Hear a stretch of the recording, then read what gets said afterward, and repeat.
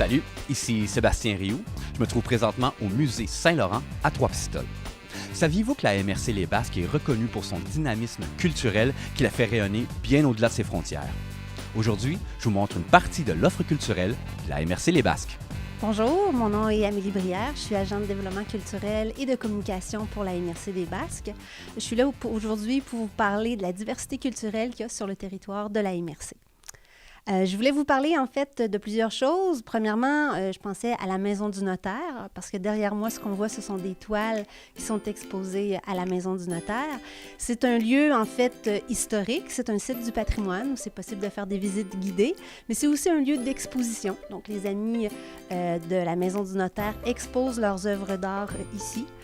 En parlant de maison, bien, c'est sûr qu'il faut parler aussi de la maison d'Auteuil qui est à Saint-Jean-de-Dieu. C'est la maison qui a servi, entre autres, pour les scènes extérieures de l'émission Bouscotte de Victor Lévy-Beaulieu. Mais à l'intérieur, maintenant, c'est possible de faire des visites guidées et c'est la famille d'Auteuil elle-même qui fait visiter la maison, leur maison, qui a été transmise de génération en génération. C'est une des vieilles maisons de Saint-Jean-de-Dieu. C'est une maison aussi qui a subi une certaine évolution. Donc, on retrouve la vieille maison, la première qui a été construite dans les années 1800, qui aujourd'hui se retrouve au deuxième étage.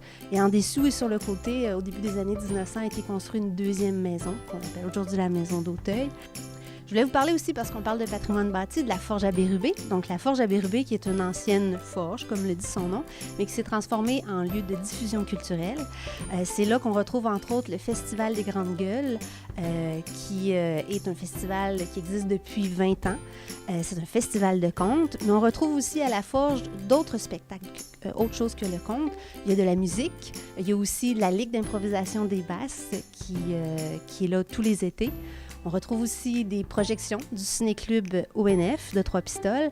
Puis, il y a toutes sortes d'organismes qui louent la forge pour faire certaines activités. Donc, autre lieu de diffusion culturelle qu'on peut retrouver sur le territoire de la MRC des Basques, c'est évidemment les églises qui offrent certaines des spectacles.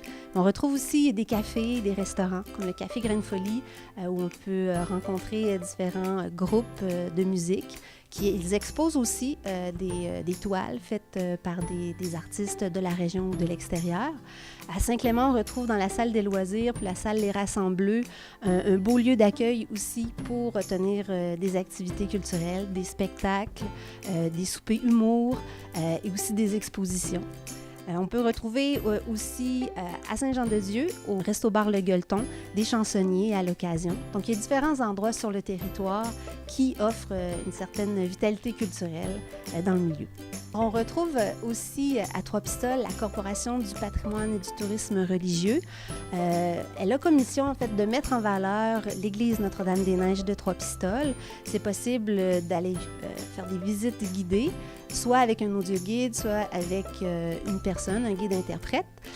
Puis, ils organisent aussi des activités comme des spectacles, des pique-niques musicaux.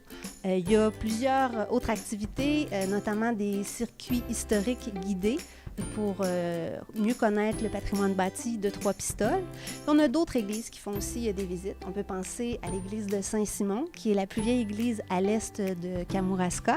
Puis à Sainte-Rita, dans la chapelle, derrière, on retrouve une petite exposition des abeilles aux roses qui explique pourquoi la municipalité de Sainte-Rita a pris le nom justement de cette sainte-là. Donc, c'est l'histoire de la sainte qui est racontée à travers plusieurs panneaux d'interprétation.